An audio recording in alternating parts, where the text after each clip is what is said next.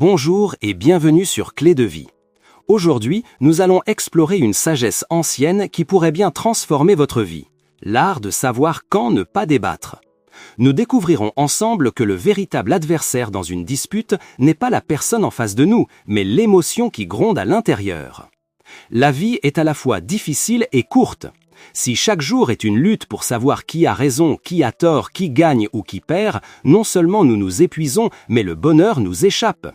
Parfois, faire un pas en arrière aujourd'hui, c'est se donner l'élan pour bondir plus loin demain. C'est pourquoi, face à certaines personnes, il est bien plus sage de rester calme et de ne pas chercher à avoir le dernier mot.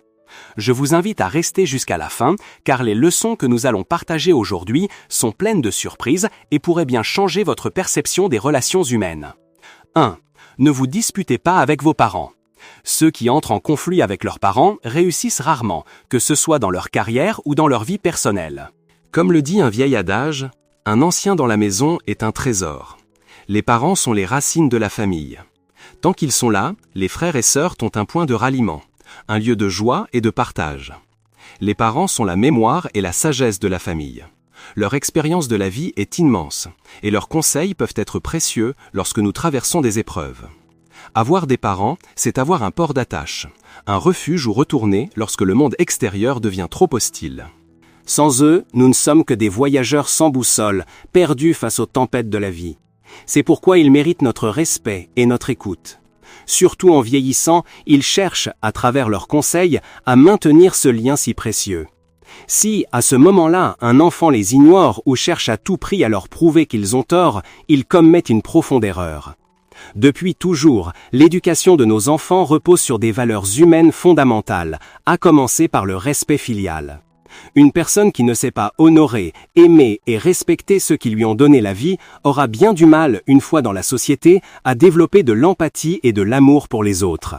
Ne pas contredire ses parents sur chaque détail n'est pas le seul aspect du respect. Mais face à la gratitude immense que nous leur devons, les petites questions de qui a raison, qui a tort perdent toute leur importance. 2. Ne débattez pas avec votre patron. Argumenter ou se quereller avec son patron est une stratégie particulièrement maladroite. Premièrement, votre patron a une image à préserver. Le confronter publiquement, c'est le mettre au pied du mur, l'humilier et lui faire perdre la face. Non seulement cela ne résoudra aucun problème, mais cela pourrait le retourner définitivement contre vous. Si vous pensez sincèrement qu'il a tort, trouvez un moment pour en discuter calmement et en privé. Deuxièmement, votre patron détient le pouvoir et les ressources. Si vous vous mettez à dos la personne qui décide de votre avenir professionnel, n'espérez même pas une promotion. Vous aurez déjà de la chance de ne pas être mis au placard. Certains trouveront peut-être cela servile, mais n'est-ce pas la réalité pour la plupart d'entre nous qui travaillons dur pour gagner notre vie ? En résumé, si vous préservez l'image de votre patron, il y a de fortes chances qu'il préserve la vôtre et vous offre des opportunités en retour. 3. Ne cherchez pas la confrontation avec les personnes orgueilleuses. Dans la vie, nous rencontrons des personnes pour qui leur propre dignité est la chose la plus précieuse au monde. Leur plus grande caractéristique est leur besoin de paraître, de sauver les apparences. Ce sont ces personnes qui peuvent dire oui avec la bouche tout en pensant non avec le cœur. Lorsque vous interagissez avec elles, évitez à tout prix de les mettre dans l'embarras ou de toucher à leur ego. Ne les analysez pas, ne les jugez pas. Si vous ne pouvez pas leur montrer du respect, adoptez au moins une attitude neutre et évitez les débats. C'est le meilleur moyen de maintenir une relation cordiale. Mieux vaut avoir plus d'amis que d'ennemis, voilà une règle d'or.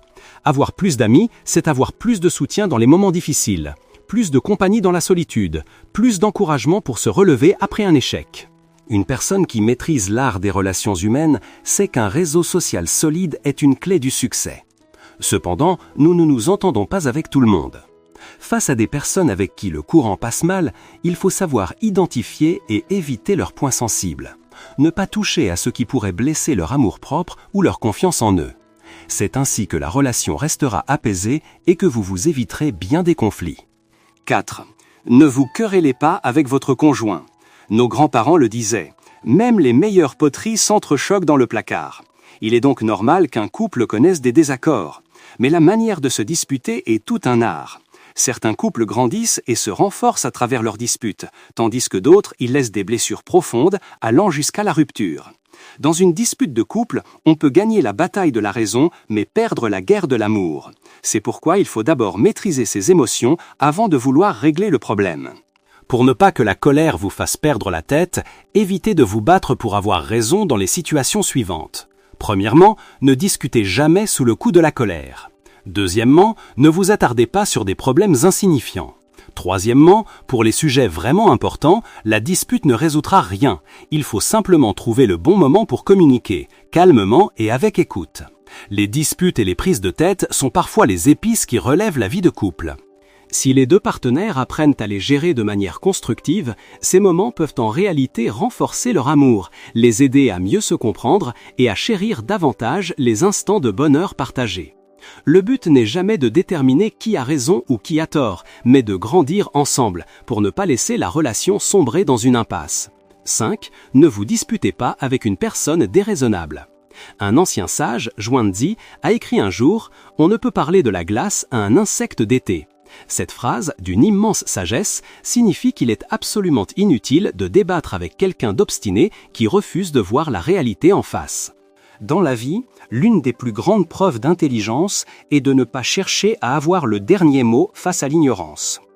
En évitant de gaspiller notre temps et notre énergie dans des conflits stériles, nous nous ouvrons à de bien plus belles choses qui nous attendent. Parfois, faire semblant d'être sourd et muet ne nous coûte rien. Au contraire, cela nous protège d'un stress immense et de la colère que l'on ressent en argumentant avec la mauvaise personne. Se disputer avec les autres, c'est finalement se punir soi-même. Quand un conflit éclate dans une de vos relations, vous êtes-vous déjà demandé « Mais au fond, pourquoi est-ce qu'on se dispute ? Qu'est-ce que j'espère y gagner ?» En réalité, à la fin d'une dispute, les deux camps sont perdants. Il n'y a jamais de vainqueur, seulement différents degrés de défaite. L'essence même de la querelle, c'est d'utiliser les erreurs de quelqu'un d'autre pour s'infliger une souffrance. La vie est bien trop courte, pourquoi s'infliger un tel tourment ? Ne soyons pas de ceux qui, sans pitié, lancent des mots blessants qui déchirent le cœur des autres. Lors d'un débat, restons concentrés sur le sujet, allons à l'essentiel, et surtout, gardons le contrôle de nos émotions. Quelle que soit la relation, avant de parler, posons-nous ces questions. Ce que je vais dire est-il vraiment utile ? Est-ce absolument nécessaire de le dire maintenant ? Ne parlons pas juste pour soulager notre propre frustration en piétinant les sentiments de l'autre. Savoir choisir des mots apaisants, savoir quand parler, et plus important encore, quand se taire, voilà ce qui définit la véritable grandeur d'une personne. Un individu sage fait toujours preuve de tolérance, de générosité et de calme dans ses échanges. Face à une telle attitude, même celui qui cherche la confrontation se retrouve désarmé. Rappelez-vous toujours que la douceur et la bienveillance sont infiniment plus efficaces pour résoudre les malentendus que de s'égosiller dans une vaine dispute. Riche, ne te fais pas d'amis. Dans le malheur, ne cherche pas ta famille. Nous n'avons qu'une seule vie. Chaque expérience, chaque épreuve est unique et le temps ne revient jamais en arrière. Notre seule option est d'avancer. Dans ce voyage, les déceptions et les épreuves sont inévitables. Mais si nous ne pouvons éviter tous les malheurs, nous pouvons apprendre de la sagesse de nos aînés pour ne pas répéter les mêmes erreurs. Leurs expériences sont des leçons précieuses, souvent transmises à travers des proverbes et des dictons qui traversent les âges et dont la vérité résonne encore aujourd'hui. Il existe une vieille maxime qui peut paraître dure au premier abord, mais qui cache une profonde vérité sur la nature humaine. Riche, ne te fais pas d'amis. Dans le malheur, ne cherche pas ta famille. Son origine vient de l'histoire d'Antoine, un jeune homme plein d'ambition. Après avoir étudié auprès d'un maître réputé et acquis de vastes connaissances, il rentra chez lui, le cœur rempli de rêves. Il déclara à ses parents et à ses frères « Avec mon talent et mon éloquence, je peux accomplir de grandes choses.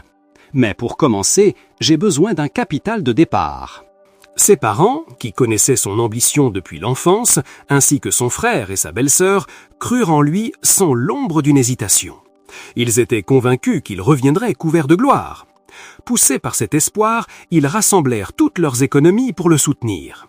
Porté par cette confiance familiale, Antoine se sentit invincible. Il s'acheta des vêtements luxueux, une belle voiture, et partit à la conquête de la capitale. Il s'imaginait déjà obtenir un poste influent auprès des grands de ce monde, se voyant ministre ou riche conseiller. Mais la réalité, bien souvent, se moque de nos attentes. À cette époque, les puissants n'avaient que faire des belles paroles d'un jeune inconnu. Non seulement Antoine n'obtint aucun poste, même le plus modeste, mais il fut chassé de la ville. Après des mois d'errance, son argent s'épuisa. L'hiver approchait et il n'eut d'autre choix que de rentrer chez lui, la queue entre les jambes. À son retour, il découvrit un village qui se moquait de lui et une famille qui l'ignorait. Pire encore, sa belle-sœur, qui l'avait tant encouragé, le regardait maintenant avec un mépris glacial, lui lançant au visage « Te voilà le bon à rien. Tu reviens juste pour te faire nourrir. » Cette réalité brutale fut pour Antoine un choc terrible, un mélange de chagrin et de rage impuissante. Il a puisé au plus profond de lui-même pour se relever, pour redevenir plus fort, ravivant la flamme des enseignements qu'il avait autrefois reçus. Et finalement, après plusieurs années d'efforts acharnés, le succès a frappé à sa porte. Il est devenu un général à la puissance redoutable, respecté des 6 nations. Mais quand la fortune change, le cœur des hommes change avec elle. Ses amis, ses parents, son frère et sa belle-sœur, tous ont commencé à le regarder avec des yeux différents. Une admiration profonde, mêlée de crainte, avait remplacé le mépris d'antan. Cette même belle-sœur qui, des années plus tôt, lui avait jeté des paroles cruelles, tremblait désormais de peur, allant jusqu'à s'agenouiller pour implorer son pardon. De cette histoire poignante de Suchin est né un proverbe qui a traversé les âges. Ne rends pas visite à tes proches quand tu es pauvre et ne te fais pas d'amis quand tu es riche. Cette maxime est à la fois un guide pour naviguer les relations humaines et un avertissement solennel pour les générations futures sur la prudence à avoir en amitié. Il faut se rendre à l'évidence, l'argent a une influence considérable sur la plupart de nos liens. Lorsque vous êtes sans le sou, peu importe qui vous êtes, beaucoup vous regarderont de haut. Certains iront même jusqu'à vous traiter d'inutile, juste bon à attendre qu'on le nourrisse, exactement comme la belle-sœur de Soukine. Ainsi, lorsque l'on ne possède rien, être méprisé et rejeté est une réalité presque inévitable. D'un autre côté, les amitiés qui se nouent autour de l'intérêt se déferont inévitablement pour les mêmes raisons. Alors que les véritables amis, ceux qui sont entrés dans votre vie dans les moments difficiles, quand vous n'aviez rien, mais qui vous ont toujours traité avec une sincérité authentique, voilà les trésors de l'existence. Dès que nous réussissons, que nous avons un peu de pouvoir, l'attitude des gens qui nous entourent change du tout au tout. Ils nous flattent, nous portent au nu. C'est la réalité de la vie. Chacun d'entre nous a probablement déjà ressenti ce changement subtil lors de réunions de famille ou de soirées entre amis. C'est une épreuve difficile, mais gardons cette leçon en mémoire. Ne nous laissons jamais abattre par l'adversité, car, à l'image de Soukine, c'est en persévérant que les portes d'une vie plus belle s'ouvriront à nous. Les relations s'entretiennent avec les proches, les affaires se font avec les inconnus. Le monde des affaires est souvent perçu comme le chemin le plus rapide vers la richesse. Cependant, c'est une voie semée d'embûches. Sans expérience, sans vécu, on risque de tout y perdre. L'entrepreneuriat est une science à part entière. Comme le dit l'adage, pour le spectateur, tout semble facile. Seul l'acteur connaît la difficulté. En affaires, la théorie seule ne suffit pas pour réussir. Ce qui compte, c'est l'expérience du terrain. Les vrais entrepreneurs ont un flair incroyable pour les opportunités du marché et une vision à long terme. Quand ils détectent une bonne affaire, ils agissent immédiatement, saisissent leur chance et luttent pour en tirer le meilleur profit. Qu'il s'agisse d'un proche ou d'un inconnu, si une opportunité de gain se présente, ils la saisissent. C'est pourquoi les anciens nous ont transmis cette sagesse. Les relations se construisent avec les proches, les affaires se font avec les inconnus. Ceux qui ont le sens du commerce savent calculer, anticiper et voir plus loin que le commun des mortels. Ils savent qu'il ne faut pas chercher à faire des profits sur le dos de leur famille, de leurs amis ou de leurs collègues. En vendant un produit à un proche, pour préserver la relation, un entrepreneur ne le vendra jamais à un prix élevé ou avec une marge exorbitante. Il acceptera un petit bénéfice, voire de vendre à prix coûtant pour construire une base solide pour ses futures affaires. S'il ne peut pas gagner d'argent directement sur ses proches, l'entrepreneur intelligent saura utiliser son réseau pour obtenir de meilleures opportunités. Si vous avez de bonnes relations avec le dirigeant d'une entreprise, vous pourrez obtenir des prix de gros imbattables. C'est là que le fameux dicton « le réseau avant l'argent » prend tout son sens. Plus votre réseau est grand, plus vos affaires seront florissantes et plus vos profits seront élevés. De plus, les commerçants avisés ont leurs propres secrets. Au début, lorsqu'un magasin ouvre et que personne ne le connaît, il est courant d'inviter sa famille et ses amis à acheter avec des réductions spéciales ou même de leur offrir des produits. S'ils sont satisfaits, ces premiers clients fidèles deviendront vos ambassadeurs les plus crédibles, recommandant vos produits à leur propre entourage. Grâce à eux, votre activité prendra son envol et ne cessera de croître. Avec vos proches, il est donc difficile de réaliser des bénéfices. En revanche, vos clients les plus importants sont les inconnus. La qualité de vos produits, l'excellence de votre service, tout cela dépendra en grande partie de l'évaluation objective de ces personnes extérieures. Par conséquent, si vous voulez réussir en affaires, n'hésitez jamais à engager la conversation avec des clients que vous ne connaissez pas. Et surtout, traitez-les avec le plus grand soin, car ce sont eux, vos clients potentiels, qui assureront la pérennité de vos revenus sur le long terme. En affaires, les connaissances sont des catalyseurs, elles nous donnent un élan. Mais ce sont les inconnus, dont les intérêts sont directement affectés, qui nous donnent un feedback honnête sur la qualité et le prix de nos produits. Ils deviennent alors nos meilleurs ambassadeurs.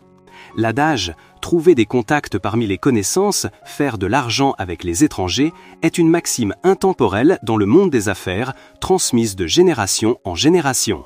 Bien que forgée il y a longtemps, elle reste plus que jamais pertinente dans la société actuelle. Elle sert de boussole pour ceux qui débutent, les aidant à trouver leur chemin et à prendre les bonnes décisions. Riche ne signifie pas grande maison, pauvre ne signifie pas voyager loin. Lorsqu'une personne acquiert richesse et pouvoir, les anciens disaient qu'il ne fallait pas s'empresser de changer de maison ou de vendre l'ancienne. L'argent ne se gagne pas facilement et le gaspiller de manière imprudente, c'est se priver de bénéfices futurs. Il est préférable d'économiser ou de réinvestir dans son entreprise. De plus, même dans une grande maison, il faut veiller à attirer l'abondance et la prospérité. Faute de quoi, on risque de subir des pertes financières. Plus encore, aux yeux des autres, un déménagement soudain dans une grande maison peut être perçu comme de l'ostentation, comme si vous annonciez au monde entier votre nouvelle richesse. Cela peut laisser une mauvaise impression et même susciter l'envie. Parallèlement, la sécurité de chacun peut être compromise par des individus mal intentionnés qui pourraient convoiter vos biens. Pour toutes ces raisons, il ne faut pas changer de maison à la légère. Il est sage de planifier soigneusement un tel changement, en tenant compte du budget et de la qualité de l'espace. Quand on n'a pas les moyens, mieux vaut ne pas envisager de longs voyages coûteux. Si les ressources financières sont limitées, cette idée est difficile à concrétiser, surtout si des imprévus surviennent en chemin. On ne pourra pas y faire face et on s'attire ça même des ennuis. Alors, ne pensez pas tout de suite à vous faire plaisir ou à explorer le monde. Occupez-vous de votre vie actuelle, augmentez votre solidité financière, développez votre carrière. Si vous souhaitez voyager loin, tenez compte de toutes les situations possibles, planifiez et calculez minutieusement avant de prendre une décision. En même temps, soyez vigilant avec votre argent quand vous voyagez, pour ne pas tout perdre. La plus grande bêtise humaine est de vouloir dominer les autres. Mencius disait « Le malheur de l'homme est d'aimer être le maître des autres ». Nous devons nous méfier et nous empêcher de devenir une telle personne. Ceux qui aiment enseigner aux autres sont rarement appréciés. Les personnes avec un faible QI aiment toujours dire aux autres comment faire les choses. Le poète chinois Liu Yuixi, de la dynastie Tang, était très célèbre. Il avait un caractère direct, mais cette franchise lui a valu bien des ennuis. À cette époque, il était coutume pour les étudiants se rendant à la capitale pour les examens impériaux de présenter leurs œuvres à des fonctionnaires de la cour. Si leur talent était reconnu, leur prestige augmentait. C'était ce qu'on appelait la promotion par les relations. Lorsque Niu Zhengrou est venu à la capitale pour passer l'examen, il a apporté ses meilleures œuvres à Liu Yuxi. Ce dernier l'a accueilli très poliment. Apprenant que Niu Zhengrou venait pour la promotion par les relations, Liu Yuxi a immédiatement ouvert les œuvres de Niu Zhengrou et a corrigé de nombreux passages devant lui. En tant que figure littéraire célèbre à l'époque, Liu Yuxi pensait que corriger le travail de Niu Zhengrou l'aiderait à apprendre davantage. Voyant Liu Yulie corriger trop de passages dans son œuvre, Niu Zhengrou a développé de l'antipathie envers lui. Plus tard, la carrière de Liu Yulie n'a pas été facile, et quand Niu Zhengrou est devenu chancelier, Liu Yulie était toujours un fonctionnaire local. Par hasard, les deux hommes se sont rencontrés sur la route et sont allés ensemble dans une petite auberge pour boire et discuter. En buvant, Niu Zhengrou a écrit un poème qui exprimait qu'il se souvenait encore de la façon dont Liu Yuli avait corrigé son œuvre sans pitié à l'époque. Liu Yuxi a été choqué en entendant cela. Il est immédiatement devenu sobre et a compris le sens profond de Niu Zhengrou. Il a rapidement écrit un poème en réponse avec des excuses implicites. C'est alors que Niu Zhengrou a complètement pardonné et oublié l'histoire d'antan. Plus tard, Liu Yuxi, en enseignant, a dit à ses élèves « Autrefois, je ne voulais que cultiver la jeune génération, mais je ne m'attendais pas à ce que cela ait l'effet inverse, me causant presque des ennuis. Vous devriez en tirer une leçon. Ne cherchez pas constamment à être le professeur des autres. C'est une leçon d'une profondeur incroyable. L'histoire nous a montré des personnages qui, par manque de tact dans leurs relations, ont failli attirer le malheur sur eux. Même sans mauvaise intention, un excès d'enthousiasme peut mener à des situations extrêmes. Ceux qui aiment jouer les professeurs pour les autres ne sont d'ailleurs pas toujours les plus appréciés. Dale Carnegie lui-même a dit « Ne donnez jamais de conseils gratuits ». C'est un peu comme regarder une partie d'échecs. Si vous observez en silence, personne ne vous trouvera dérangeant. Mais si vous n'arrêtez pas de pointer du doigt en disant « Ce coup est mauvais, tu aurais dû jouer ça », vous risquez de provoquer rapidement l'agacement des joueurs. Les personnes dotées d'une grande intelligence émotionnelle comprennent l'importance de la juste mesure. Dans ce monde, tant de choses exigent de trouver cet équilibre délicat. Vouloir aller trop vite est souvent contre-productif, et l'excès en tout est un défaut. J'ai lu un jour cette phrase merveilleuse. Quand vous parlez à une personne âgée, n'oubliez pas sa fierté. Quand vous parlez à un homme, n'oubliez pas son ego. Quand vous parlez à une femme, n'oubliez pas ses émotions. Quand vous parlez à un supérieur, n'oubliez pas son statut. Quand vous parlez à un jeune, n'oubliez pas sa franchise. Quand vous parlez à un enfant, n'oubliez pas son innocence. Ceux qui possèdent cette intelligence émotionnelle saisissent les subtilités de la communication. Ils connaissent les limites et interagissent avec les autres avec grâce, au lieu de se placer sur un piédestal et de parler sur un ton autoritaire. En réalité, ceux qui aiment jouer les professeurs le font souvent parce qu'ils ont une trop haute opinion d'eux-mêmes. Un grand artiste a un jour confié « Je me rends compte de mon ignorance dans tant de domaines. C'est pourquoi je n'ose jamais pointer les autres du doigt à la légère. » Laissez-moi vous raconter une histoire vraie et poignante. Une mère était convaincue que son fils devait devenir un pianiste virtuose. Chaque jour, elle le surveillait pendant qu'il s'entraînait. Le garçon subissait une pression immense et ressentait une profonde résistance intérieure. Mais quoi qu'il dise, sa mère ne semblait pas comprendre. Au contraire, elle pensait qu'il était immature et qu'il la remercierait une fois qu'il aurait réussi. Un matin, alors qu'elle voulait l'emmener à un concours de piano, le garçon refusa obstinément. La mère se mit à le gronder sans cesse. Soudain, l'enfant lui tendit sa paume, traversée par une coupure, et dit « Maman, regarde, ma main me fait mal, je ne peux plus aller au concours, n'est-ce pas ?» Un écrivain a dit « Aider les autres, c'est penser à eux. S'ingérer dans leurs affaires, c'est penser à soi. » La psychologie nous apprend que le désir de diriger les autres est une tendance commune à la plupart d'entre nous. Beaucoup de gens aiment critiquer leur entourage, se croyant supérieurs en sagesse et en connaissance. De tout temps, les vrais génies ont été humbles et discrets, tandis que ceux qui aiment jouer les professeurs sont souvent tape à l'œil et superficiels. Dans vos interactions, ne cherchez pas toujours à endosser le rôle du maître. Un auteur a un jour écrit « La plupart du temps, votre partenaire, vos amis, vos camarades et vos collègues partagent une base de connaissances et d'expériences similaires à la vôtre. Ces éléments créent un cercle social où les vérités et la logique sont généralement comprises de tous. Par conséquent, vous n'avez pas besoin de tout surexpliquer. Aimer jouer au professeur est une manifestation d'autosatisfaction, de complaisance et d'un manque de travail sur soi. Cette attitude ne vise pas à transmettre un savoir ou à résoudre un problème, mais simplement à réprimander les autres et à recevoir une reconnaissance futile. Comment alors trouver ce juste milieu dans notre rapport aux autres? Comment vivre en pleine conscience? J'espère que les 2 points suivants pourront vous éclairer. Premièrement, avant de donner votre avis à quelqu'un, commencez par valider la personne. Si quelqu'un vous sollicite pour avoir votre opinion sur un sujet, ne le démolissez pas d'emblée. Beaucoup de gens aiment donner leur avis sur les affaires des autres sans y être invités, persuadés que leur perspective est toujours la meilleure. C'est en réalité le signe d'une faible intelligence émotionnelle. Il faut comprendre que les gens cherchent à être éclairés, pas rabaissés. Rappelez-vous, Que la personne ait raison ou tort, permettez-lui toujours de sauver la face. Deuxièmement, le silence est d'or. Un grand sage a dit « Quand je me tais, je me sens plein.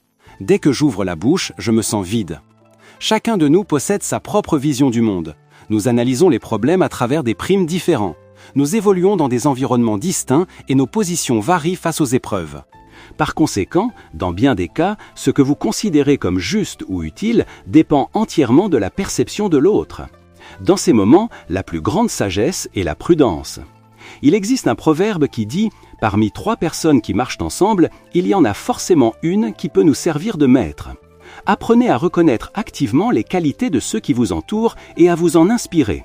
Si vous rencontrez une personne réceptive et que vous avez une expérience pertinente, alors vous pouvez lui offrir un conseil avisé. Mais si vous faites face à quelqu'un de fermé, gardez le silence. Laissez-le tirer ses propres leçons de ses échecs et de son vécu. Éduquer les autres est un art qui exige de la méthode. Sans la bonne approche, on peut vite passer pour quelqu'un de condescendant. Et si le contenu n'est pas pertinent, si l'on parle à côté de la plaque en se basant sur ses propres préjugés, sans comprendre les véritables besoins de l'autre, alors chaque mot prononcé ne sera que du vent. Ne pas se mettre en colère. Pour accomplir de grandes choses, nous devons d'abord apprendre à maîtriser nos émotions.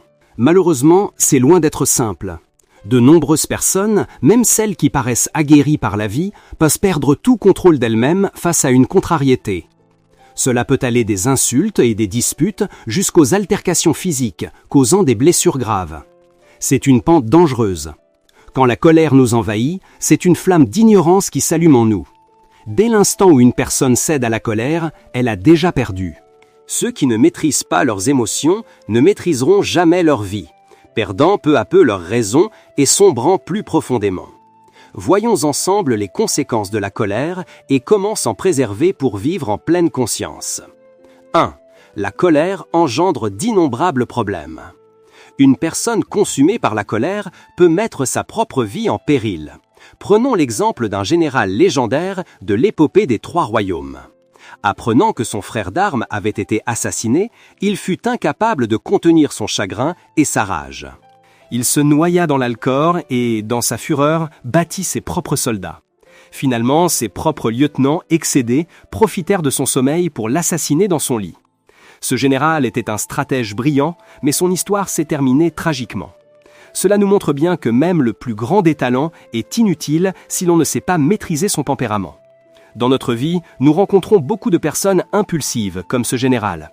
Elles injectent une énergie négative dans leurs relations et leur travail, ressassant sans cesse leurs problèmes, se plaignant du sort et critiquant les autres.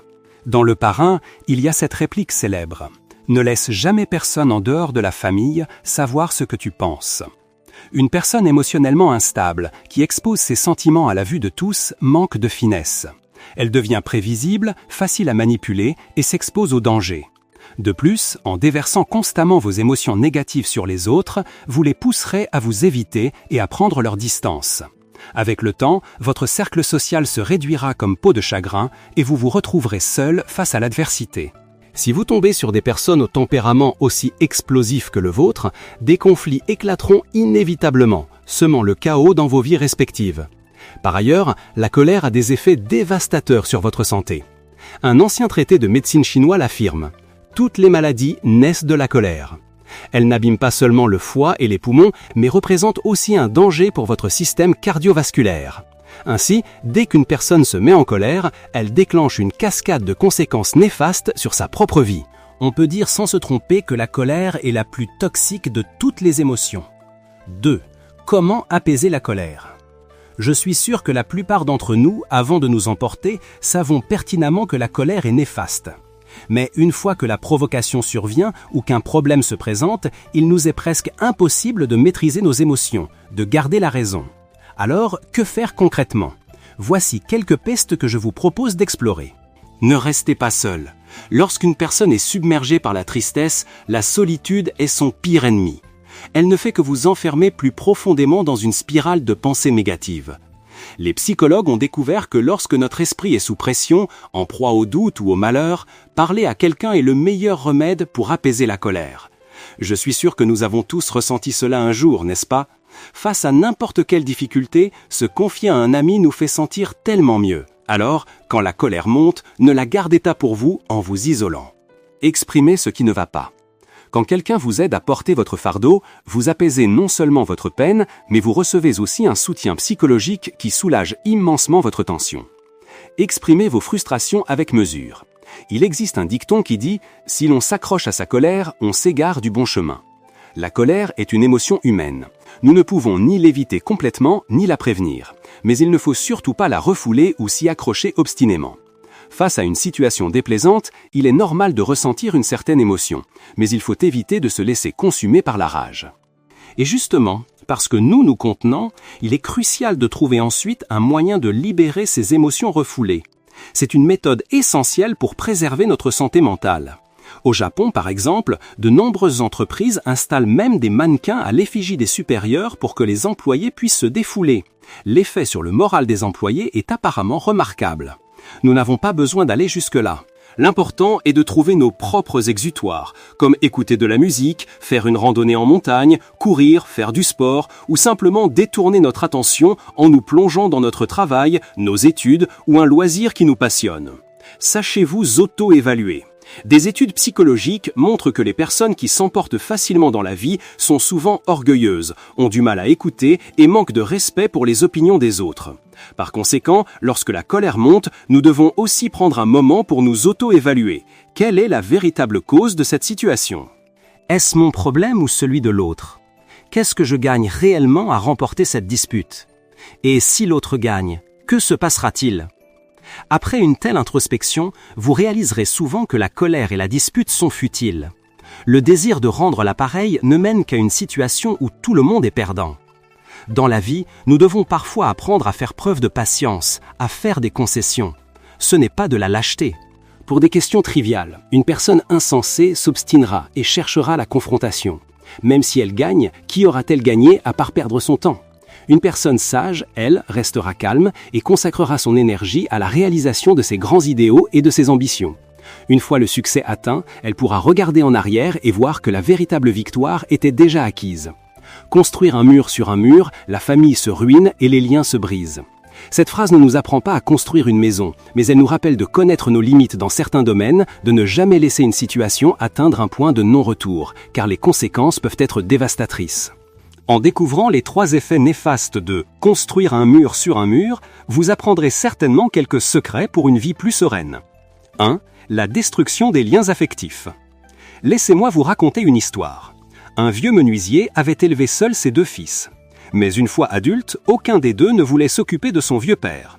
Finalement, après de longues discussions avec les amis et la famille, les 2 frères acceptèrent de prendre soin de leur père à tour de rôle. Mais lorsque le 31 du mois arrivait, chacun considérait ce jour comme un jour en trop et refusait de faire le moindre effort pour s'occuper de son père. Le vieux menuisier, le cœur brisé, s'est assis sur le muret entre les 2 maisons de ses fils, s'en remettant au destin. À la campagne, il n'est pas rare que les terrains des frères et sœurs soient mitoyens, mais beaucoup ne s'entendent pas, chacun soupçonnant l'autre de vouloir lui nuire ou lui voler son bien. Quand les frères se disputent, ils n'hésitent pas à construire un mur bien haut entre eux, comme pour couper tout lien sans la moindre hésitation. En grandissant, nous sommes confrontés à la responsabilité de prendre soin de nos parents et de veiller sur nos frères et sœurs. Après tout, toutes les fratries ne sont pas unies et solidaires. La famille est comme les doigts de la main, ils ne sont jamais identiques. Une certaine distance est inévitable, mais cela ne doit pas devenir une excuse pour creuser davantage le fossé qui nous sépare. Deuxièmement, le désir qui consume. Le cœur de l'homme est insatiable, tel un serpent rêvant d'avaler un éléphant.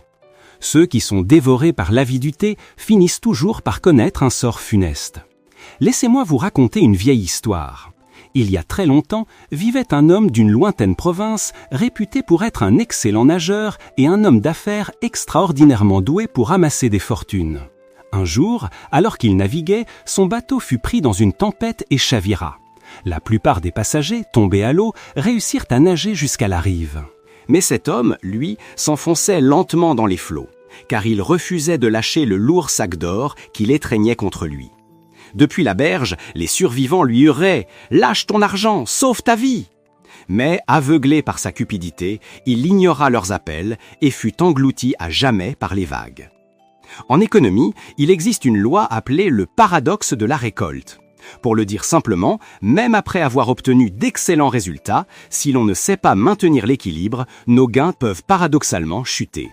De la même manière, dans la vie, si nous avons accumulé une certaine richesse, mais que nous sommes incapables de maîtriser nos désirs, le bonheur nous échappera toujours. C'est comme essayer de traverser une rivière en s'agrippant à un trésor. Même avec une force surhumaine, vous n'atteindrez jamais l'autre rive. Une belle vie est une vie où l'on sait apprécier ce que l'on a. Il est bon de s'efforcer de progresser financièrement, mais n'oublions jamais d'apprendre le contentement et de cultiver la gratitude au quotidien. Lorsque l'esprit et l'âme sont en paix, le corps est en bonne santé. Et la santé, mes amis, c'est la plus grande de toutes les richesses. Troisièmement, s'attirer des ennemis inutiles. Dans notre jeunesse, il est naturel et même nécessaire de s'intégrer à des groupes pour trouver soutien et opportunités. Mais si, au fil des années, cette quête d'élargissement de notre cercle social devient une obsession, nous risquons de nous perdre nous-mêmes. Pire encore, un cercle trop grand et mal défini peut attirer des personnes mal intentionnées qui chercheront à vous nuire. Plus le cercle social est vaste, plus il y a de superficialité, d'excès, de calculs, de conflits et surtout d'une perte de temps précieuse. Avoir 3 ou 5 véritables amis, un partenaire aimant et quelques enfants est amplement suffisant. La qualité primera toujours sur la quantité. Un proverbe célèbre dit « Lorsqu'un mur est abattu, un chemin apparaît ». Si nous nous battons tant dans cette société, c'est finalement pour aspirer à une vie sereine. En comprenant les dangers de construire des murs sur des murs, j'espère que chacun de nous saura rester ferme et serein face à ses propres démons, l'avidité, la colère, l'ignorance. Il faut éviter de tomber dans ce gouffre sans fond qui peut engloutir toute une existence. Comme le disait un grand sage, « Il est facile de vaincre les bandits dans les montagnes, mais difficile de vaincre le bandit qui est dans notre cœur. » La clé ultime est donc d'abattre les murs que nous avons érigés à l'intérieur de nous-mêmes. Quatrièmement, ne te peigne pas la nuit, ne raconte pas tes rêves le matin. Cette maxime de nos ancêtres peut sembler étrange, mais elle est en réalité pleine de sagesse. Pourquoi ne fallait-il pas se coiffer le soir ? Pour le comprendre, il faut se replonger dans le contexte d'il y a des centaines d'années. La vie était précaire. Pour se coiffer après le coucher du soleil, il fallait allumer une lampe à huile. Et pour les gens du peuple, c'était un luxe. Par souci d'économie, on s'encourageait donc mutuellement à éviter cette pratique. Un homme qui allumait sa lampe le soir était jugé dépensier et une femme mauvaise gestionnaire du foyer. De plus, bien que les conditions de vie fussent modestes, le souci de l'apparence existait déjà. On se faisait beau avant de sortir. Par conséquent, quelqu'un qui se coiffait la nuit était suspecté de se préparer pour une rencontre secrète. Dans ce contexte, un homme ou une femme pouvait facilement être accusé d'infidélité. Cinquièmement, l'impact sur la quiétude du foyer. Au-delà de ces raisons pratiques, une croyance populaire affirmait que se peigner la nuit portait malheur. En réalité, cela n'était pas pure superstition, mais reposait sur une base psychologique. Les lampes à huile de l'époque projetaient une lumière faible et vacillante. Imaginez-vous face à un miroir ancien, souvent de piètre qualité, dans une pièce à moitié obscure. Le moindre reflet étrange, la moindre ombre dansante pouvait devenir une source de peur. Cette angoisse, ressentie juste avant de dormir, pouvait facilement provoquer des cauchemars. On comprend mieux comment est née l'expression « se peigner la nuit attire les mauvais rêves ». Vu sous cet angle, ce n'est plus de la superstition, mais une observation très juste de la relation entre un phénomène naturel et la psychologie humaine. Aujourd'hui, avec nos lumières électriques et nos miroirs parfaits, se coiffer le soir ne pose évidemment plus aucun problème. Dans les temps anciens, la science étant limitée, les gens croyaient fermement que les rêves étaient des messages, des guides envoyés par une force supérieure. Même les empereurs croyaient aux rêves prémonitoires. Pour nos ancêtres, un rêve était un présage, une fenêtre ouverte sur l'avenir. Pourtant, pourquoi nos anciens croyaient-ils qu'il ne fallait pas parler de ces rêves le matin ? Est-ce que cela entre en contradiction avec ce que nous avons vu ? La vérité, c'est que le matin est le point de départ de toutes nos activités de la journée. Pour vivre une journée productive, il est absolument essentiel de se réveiller avec un corps et un esprit remplis d'énergie. Si une personne se laisse trop absorber par l'interprétation de ses songes, cela peut rapidement devenir contre-productif. Vous savez, les rêves positifs peuvent nous donner un sentiment d'euphorie, mais les rêves négatifs, les cauchemars, peuvent lourdement peser sur notre morale et notre état d'esprit. C'est un obstacle à notre épanouissement. Dans les cas les plus sérieux, cela peut même déclencher un effet papillon, où une petite pensée négative matinale finit par gâcher toute une journée, voire plus. D'un point de vue scientifique, un rêve est une manifestation de notre subconscient, ce n'est en aucun cas une prophétie. D'ailleurs, la plupart du temps, nous sommes bien incapables de décrire clairement ce dont nous avons rêvé. Alors pourquoi accorder autant d'importance à quelque chose d'aussi flou et irréel ? Non seulement cela ne sert à rien, mais cela finit par nuire à notre qualité de vie. En résumé, cette vieille sagesse est là pour nous rappeler de ne pas accorder une attention démesurée à nos rêves, et surtout de ne pas nous laisser envahir par l'inquiétude qu'ils pourraient susciter. C'est pour notre bien. Concentrons-nous plutôt sur ce qui est réel, sur nos projets, sur nos actions. Car rien, absolument rien, ne peut devenir réalité sans que nous passions à l'action. Et voilà, nous arrivons au terme de notre voyage à travers ces leçons de vie. Si cette vidéo vous a été utile, si elle a résonné en vous, n'hésitez pas à nous le montrer.